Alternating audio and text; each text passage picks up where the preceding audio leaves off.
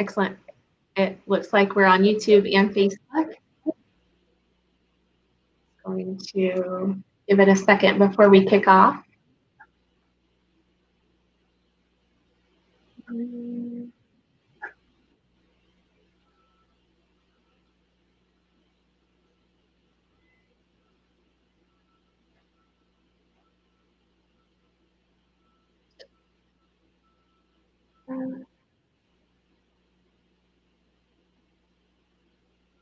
And as I'm sharing this out, if you all start tuning in before we go live, give me a thumbs up so I know you're with me, a comment so I can give you a shout out.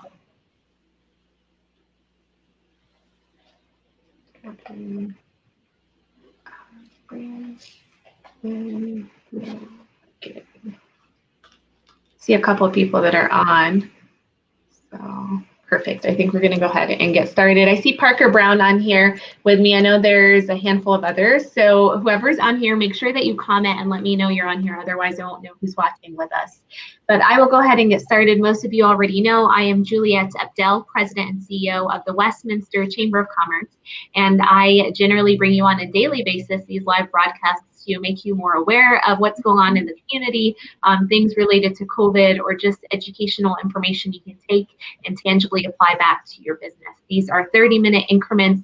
They're designed to purge on you some knowledge, but it's not the end all be all. So at the very end of the broadcast, I always allow for our speaker to share the best way that you can reach out to them, and for further information, what you need to do. Make sure that if you do watch this on replay, you give us that hashtag replay, but that you also pick up on the contact information so you can ask the questions that come to mind or share additional comments that you might have. Now I'm going to start pulling up some comments. I do this as I start giving you housekeeping. For those of you that already have heard some of this information, you can tune me out while I start showing some of the comments that we're receiving. If you're landing on our page for the very first time, make sure that you hit that like button, hit the follow so you can get those timely alerts, and you can drop what you're doing to make sure that you're watching and tuning in with us. If you're a repeat or someone that's coming back to us, we appreciate that. Make sure that you're sharing these videos with people that you know that might benefit from them. And if you are unaware, the video section of this Facebook page actually allows for you to go back all the way into March when we started these videos, pick back up on anything that we've already shared. At the same time that we're syncing this on Facebook, we are also on YouTube, Westminster Chamber of Commerce. So if you know somebody that does not engage on Facebook, they can still tune in with us and comment actively on YouTube. And of course, find us on Instagram and Twitter at Westie Chamber. Good morning to Parker and good morning to Wayne. I saw that he shared good morning to both Dave and I. This is Dave's first time interacting with me on a video live broadcast. So I always say we like kudos, we like compliments, give us as many as you want along the way. Now I've pulled these up for you and you see our board chair, Brian Dice, is already tuned in with us. You have access to posting comments and questions. Now, if you're embarrassed about your profile picture, do not be. We really pay attention to the comment more than how you look. But anyways, make sure that you familiarize with yourself with that box that's at the bottom of this broadcast where you can type in comments, things that I like to say are your nuggets of knowledge that you pick up, or questions that you think of as our speaker is sharing some information with us. Good morning. I see also Amy on here with us. Thank you for hopping on as well. Today's broadcast, I think, is very timely, given that because of COVID, we've had to change how we're, raising exposure, bringing awareness to our business and what we're doing. Often, a lot of us have turned to video marketing, and if this is in our case, what we're doing on a continual basis. But several businesses are trying to really put their brand out there and raise awareness about what they're all about. I was excited when I was able to reach out to a good friend of mine, Dave Rich, and have him on here with me. Dave is just a genius when you get to know him personally. But outside of it, he has tremendous experience related to video, specifically in branding and in supporting national entities as well as various organizations. So he's going to touch on a variety of things. I know I branded this as the importance of video and brand awareness, but I know he wears numerous hats and understands things from a perspective that I do not. So this broadcast is going to feature some of his key nuggets that he wants to share with you. And then we're going to open it up to those questions. We want this to be a very interactive and informative discussion. So make sure that you type in and engage with us as we continue. Dave, I will mute myself now, and the floor is yours to take it away. Thanks so much, Juliet. So for everybody, before we even get started, I like to keep these things very casual and even more so very interactive. So come with questions if you have anything, if you have comments, questions, feedback, don't hesitate. I really prefer the interaction and the engagement rather than just having me staring at the camera talking to you guys all the time. I think before we get into things, I'd rather start first with a little bit of my background and tell you the perspective from which I'm coming from, how this all came about. I started my career 25 years ago in the marketing, advertising, sponsorship world. And my job throughout that time was how do we create conversions? How do we do sales conversions? How do we start with an idea? How do we present a project? How do we present a product and create conversions through marketing? And really, the main way we go about doing it doesn't change, even though the way we go about actually doing the marketing does. So our goal is always going to be, how do we communicate effectively? How do we take an idea or a product or what we're trying to present and share it with as many people as possible so we can identify possible customers? As my career went on, I worked with brands throughout the years like BMW, 3M, Samsung, Bank of America. I worked in the consumer products industry. I worked with companies like Oster and Mr. Coffee, Margaritaville, the home margarita maker. Worked with all different types of brands, all different types of companies, and tried to explore, how do we share information? And some of that was, how do we do it on a shelf? Some of that is, how do we do it through infomercials? Some of it was, how do we do it through product placement and videos on television, on the internet? And the world has really changed over the last 20 years, 25 years. It used to be marketing was really mostly advertising on a page. You were buying real estate somewhere, whether it was on a page in a magazine, a page in a newspaper, a space on a television show, even to the point where we saw brands like Toyota creating TV shows in and of themselves. A lot of people don't realize this, but the show The Amazing Race was really an hour-long weekly infomercial. The Amazing Race was paid for and created by Toyota of North America as a marketing tool. And if you noticed, every time you watch that show, Toyota was actually the ones who were putting that together. So as all of that started to change, we saw that change happening right around between 2005 and 2010 with the creation of social media, right? You saw this huge group of people coming on board from starting with Facebook. You had MySpace early on, but then you had Facebook, and Facebook started allowing the integration of video. And then you had Twitter, and Twitter started having integration of video. And then 2012, 2013, if I remember correctly, we had Instagram get created, and Facebook immediately buys it up. And the first thing they do is start to modify Instagram from being only photo sharing to video sharing. And the reason is that everybody wanted to be able to tell a story. And that's really, at the end of the day, if we're going to talk about video today, our main goal is, when you're using video, is to tell a story. You want to tell a story to people who want to go and share that story with somebody else. You want to go tell them a story that they can go say to somebody else, hey, I watched this and I really learned something. The other thing is, because of our smart devices, we are always out and about. We are always on the go, but we find ourselves waiting in different places. And now we want something to entertain us while we're waiting, whether it's in line at the bank.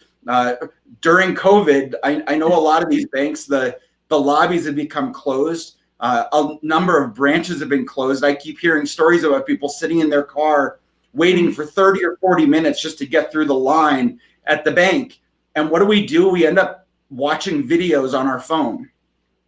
So it's really important that we start doing that. So as my career went on, I started looking for more and more ways to use video, whether it was on basic television or going all the way out to to social media, YouTube, our own distribution channels, and how we do that.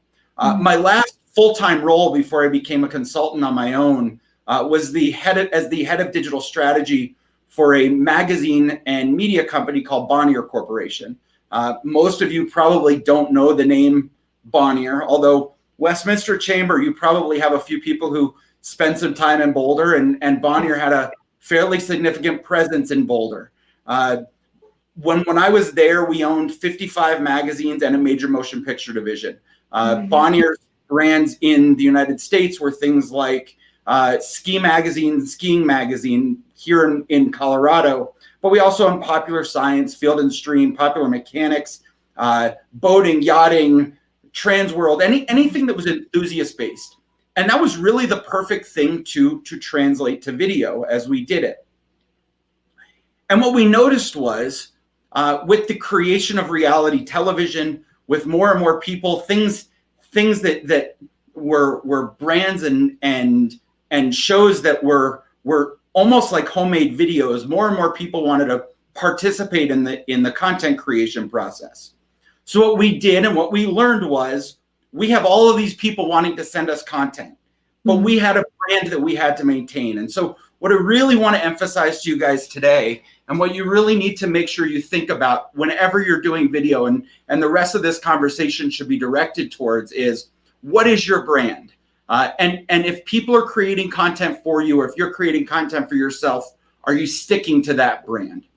So let's talk about for a minute what branding is in and of itself. A lot of people, you say, what's a brand? They say, well, it's the Nike swoosh, or it's the Apple logo. You know, it's on the back here of my computer. That's not what we talk about when we talk about branding. When we talk about branding, we talk about the emotional connection or the emotional response somebody has when they see something that triggers a thought of that company. So when you think about Apple, right? When somebody says, I have an Apple computer, I have an iPhone, when you see somebody standing outside holding an iPhone and it triggers a thought of Apple as a company, what do you think about? What is the emotional response you have to that? Some people think about Steve Jobs and Tim Cook and who they are as people. Some people think about the quality of the product. Apple tries to build a brand where it's a higher quality product than most of their competitors. A lot of people think about price. Apple is generally known as a more expensive product. So those are the things that we talk about when we talk about branding. What is the emotional response you get from people when they think of or something, some image, some sound triggers a thought of your company. So when you think about it from those terms, we think about video in the same way. If I go back to Popular Mechanics or Popular Science as two of my old brands that I used to work with, we'd have people wanting to create content for us, and we'd have our own team trying to go out and create content. And we had to think about, what is our internal brand? What is the message that we are trying to convey every single time so that we maintain the same thought? And what we wanted to be was, we wanted to be seen as intelligent. We wanted to be seen as subject matter experts, and we wanted to be seen as enthusiasts. So when we made a video for the Popular Science website, for example, if we were enthusiasts, what do you think of? You want to be having fun. You want people to think this is what you really enjoy doing. When you're making that video, this is all about fun, and it's important, and you enjoy every minute of it. Otherwise, they don't get the same enthusiasm from you that the brand is trying to convey. This becomes really, really, really important as we start to get into things where you're creating content that's also getting shared. And I think that's the next step in the conversation. When we think about social media and the way social media has changed things, you're creating something that you have no idea once it goes out there, what's happening to it next. So a lot of people with branding, and a lot of people, I know I've been involved in a number of chambers of commerce over the years, and there's a lot of you involved here who are salespeople, right? You're out there, you're trying to sell product. And one of the things we're taught as salespeople really early on is you want to talk to your customer. You want to talk to the audience. You want to understand who is my customer, what are their needs, and how can I fulfill their needs. When you think about video, though, you have to think about it a little bit differently. Because when you think about video, you never know where that's going to go. You never know what video is going to go viral. You never know what video is going to get passed along. And you have to be true to your brand. You have to be true to your message.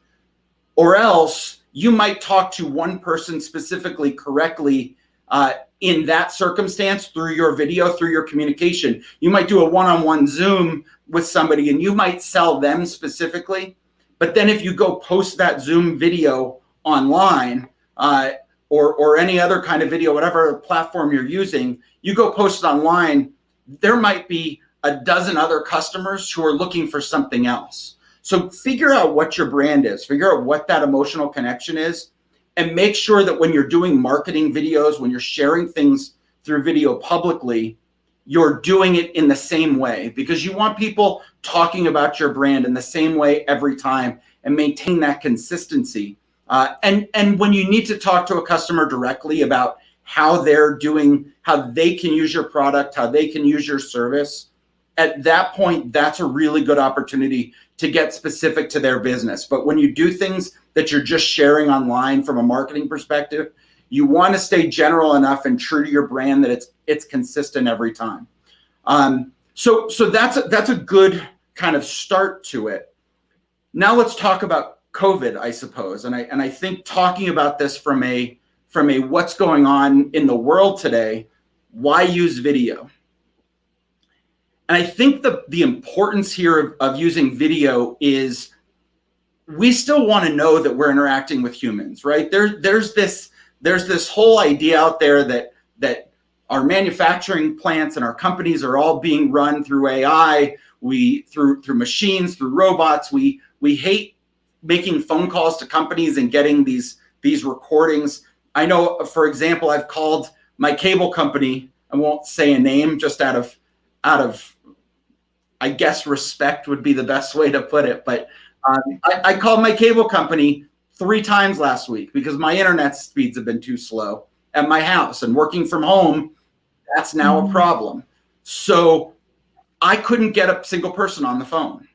And in a world right now where we are all sort of disconnected, we're all keeping our distance, we're not seeing each other as much, we can't go and sit down and make that sale over a beer or a cup of coffee, glass of wine, whatever it is. We're needing that opportunity to see each other's faces, and we're needing that opportunity to know who's there, and that that there are really people on the other end. And this is a two-way engagement. It's a two-way participation. So I think in time of COVID, the best thing you can do is just be creating videos to let people know that you're still working, that you're still there, that you're still there offering your services, you're still there offering your products. It might be in a different way. If you've gotten creative, use video to show that creativity. But outside of that, use this to continue to emphasize your brand and keep that brand consistent.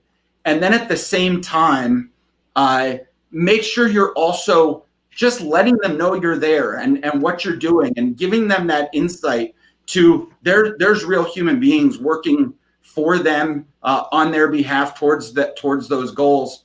And you'll find a lot more success in using video. So like I said, stick to the brand, but be genuine and be honest about it, and try to share with yourself however you can. Juliet, you want me to keep going on things? Yeah, no, you're fine. So one of the things that you just mentioned, is as you're communicating with people, to let them know that your business is here, they're around, but also the employee side and who's still here and working. And I think the most important part of that is the empathy piece, right? So we're trying to connect them to the human side of things and let them know that we're around, and that we're more than just the brand that's speaking out to them. With that being said, COVID has put like a very negative when I say, yeah, like a very, like this shadow that everybody feels in the community, right? And so how would you address that in those outreach videos that you might consider? So thinking from the lens of, it's COVID's happening right now, people are thinking a little bit negatively. 2020 clearly didn't go how we wanted, but we've communicated with them that we're still open, we're around, but how do we also share positive messaging through our individual platforms? I think you hit the key word right at the beginning of your comment, and that's empathy, right? The idea of empathy and the idea of letting your customers know that you're going through the same thing they are. You're just because you're running a business and they're doing something different. They're your customer and you're the provider, whether it's a service or a product. You're both going through this, and you understand where they're coming from. And when you do have a way of getting some feedback from somebody, are you hearing that? Yeah, that's mine. I don't. Yeah, I live in our up and coming downtown, and there are people that like to. Got it. Yeah. Sorry. So the where I was saying was, let them know that you're sharing that same pain with them. But when you have come up with a creative way of addressing something, when you've come up with a creative way of managing it, of participating or being successful, share that with them. Share those stories with them, because your success makes them feel like they can be successful as well. Excellent. So I know we touched earlier on this, and you mentioned that really the fundamental, the structure needs to be in place, right? So people need to fully understand what the brand is that they're trying to convey before they really start tacking on these outreach efforts or communication efforts. Otherwise, there might be that inconsistency. And you and I talked about this yesterday. I think you gave me the best approach, which was, if 5 people are out there talking about you, are all 5 saying the exact same thing, or are they all saying something that's different than what you had hoped for? And it all goes back to that one initial outreach that you've done. So knowing that, and knowing that sometimes people have a tendency to strike this genius idea to start a business. We start it, we go, and we don't necessarily take the time to focus on, how do I want people to feel when they see this? What emotions I want to evoke? What do I want them to be talking about and sharing? So is there a step back that people can do and try and assess quickly, what their brand truly is, or help them with navigating that if they hadn't thought about that prior to COVID? Absolutely. And I think the key question or the key reminder that I try to tell everybody, whether they're a client of mine or they're not, is you can't be everything to everyone. There are not 300 million people in this country or 7 billion people on this planet who all want and need your product. And that's okay. You need to find the number that actually makes sense for you. What's the actual market for your product? Who are the actual buyers? Who are the actual customers, and how do you define them? And talk to those people. Don't worry about all the people who aren't ever going to buy your product. Don't try to appeal to all of those people who aren't going to buy your product because they're just not your market. Focus on the people who are. And if you have a successful business, there's going to be a big enough market by focusing on those people and just offer them the right thing. And Apple really is maybe the best example of that. Apple doesn't offer a low-priced computer. They don't have an entry-level $299 computer like some of the PC brands. And the reason they do that is because that's just not their brand. And they say, we don't need every single person who owns a computer to own an Apple computer. We just need the people who we're targeting to buy the right computer. And then they know that they can make the messaging designed for that people. That's their brand. And then they become consistent, right? They're not trying to talk to one person and say, hey, we can get you in at this really low price, and then talking to somebody else and saying, oh, we make the best computers on the planet and they're really expensive, but they're really, really great. And you see that with car companies too, right? I said at the beginning, I work with BMW. It was my first job out of college. was working for BMW corporate, and it was the same thing. They knew who their customer was, and they weren't going to go start making a $15,000 car entry level for another group of people. They knew who their customer base was, and they focused exclusively on them. Yeah, I think that's so important. And kudos to you. For those of you that are just now hopping on, we have Dave Rich with us. He is spun into talking about importance of video marketing right now because of COVID, but really emphasize what you need to do before that, which is your brand and understanding that, be able to effectively communicate. I've captured a lot of his comments into this comment section of the video. So if you're just now hopping on, make sure that you take that into account. Dave, you touched on videos, specifically social, right? So we shared about Facebook, we shared about Instagram when that first launched as more of like that photo collage that shifted into a video component.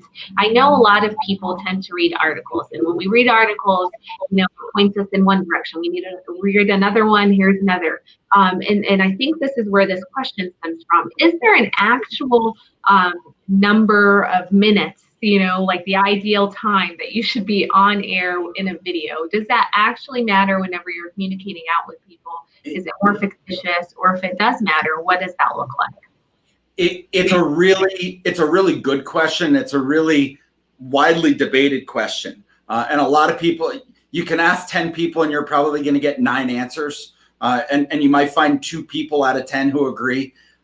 I always say it depends on the platform. It really depends on, are we talking about an Instagram video? Or are we talking about a commercial on television? Are we talking about a Facebook ad? Are we talking about, all the different ways that you can create content, those are going to vary. It also depends on the format. Something like this, where it's interactive, you can go longer. Whereas if it's a pre-produced commercial, you want to keep it. There's a reason that TV companies stuck to that 30 seconds to a minute type of realm. If it's something on your website and somebody took an active path to go get there, on one of my websites, we've got about a 2 to 3 minute video on there. And it's somebody who has actively said, I want to learn more about this company, and I've gone to your website, so I'm willing to watch a little bit longer.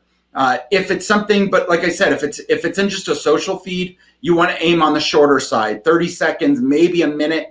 But I think even 15 to 30 seconds are really good, because you get that person's attention really quickly. They don't start thinking about other things. They don't get interrupted by, okay, I'm next in line, I've got to get off my phone.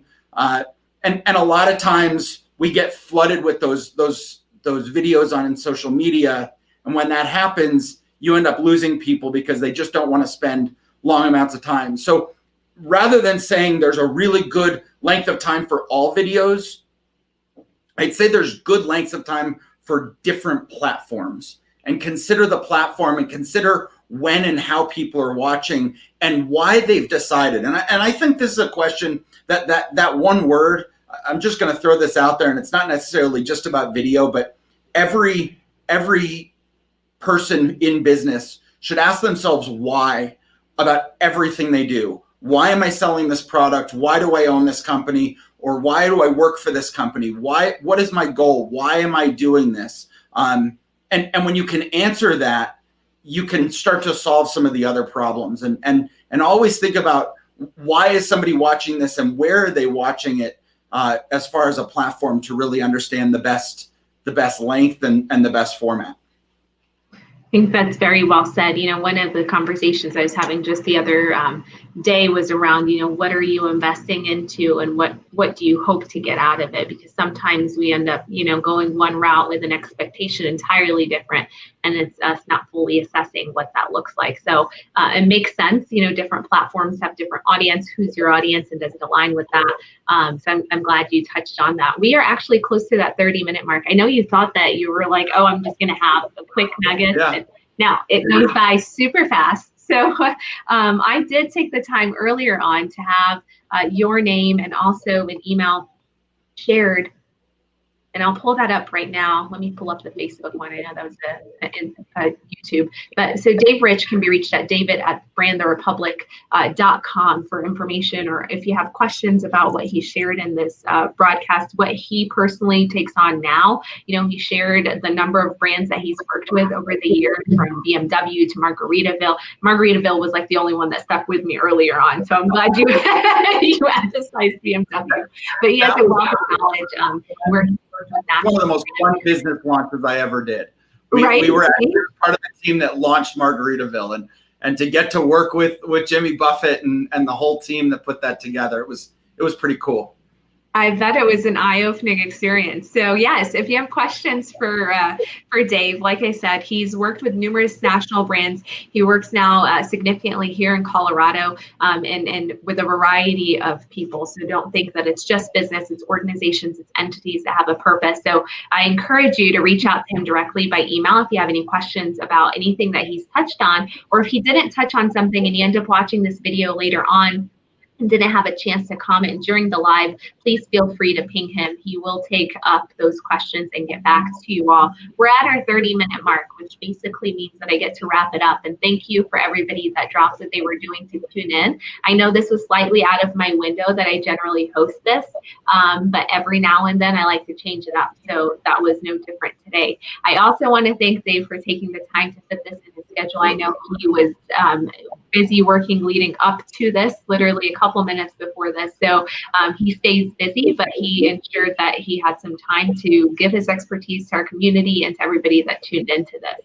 We have tomorrow our 11 a.m. broadcast scheduled. As you all are aware, that's our nonprofit corner on Thursdays, and we will be featuring the Romino Foundation. Many of you know that this is an organization that focuses on physical disabilities, specifically muscular dystrophy.